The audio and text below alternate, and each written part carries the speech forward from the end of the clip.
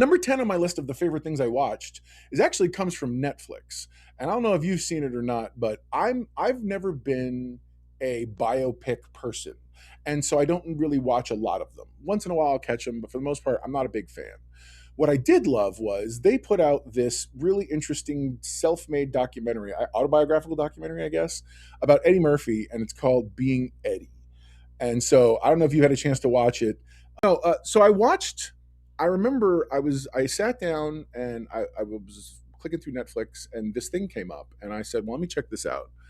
And it's very self aware, that's for sure. And it's all Eddie Murphy does these inner reflections specifically about the what the industry was like for him coming up, being one of the first really hard popular, like everybody else in the world, black comedians in the era.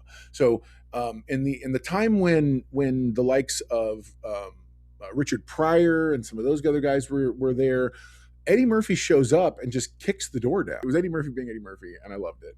And he talks all about how he's interested in, he fell out of, he no longer felt the bug to do comedy after Raw. I had no clue that Eddie Murphy's Raw was his last official stand up that he'd ever done. So again, I love me some Eddie Murphy. He did an amazing job. And this is my 10th thing that I feel like is absolutely worth a watch if you have an opportunity. It's on Netflix. It's called Being Eddie. And it goes all the way up to when his triumphant return to Saturday Night Live and sort of the desire he had to recommit to that and really make it something special. And it turned out it really was. So if you have an opportunity, it's definitely worth the watch.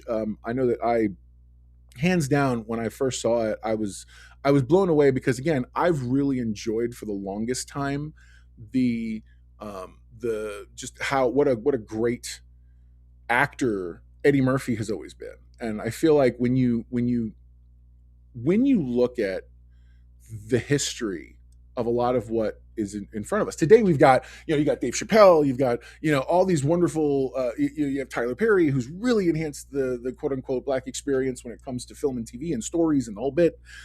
But without Eddie Murphy and the likes of Richard Pryor and those guys, like really blazing that trail, you don't get there. You don't get to that place. And so it's one of those things that when you stop and look back, you go, okay, this was special, and it really was. And I feel like when you think about the ways in which he made such an impact, you have to give him credit. Period. Period.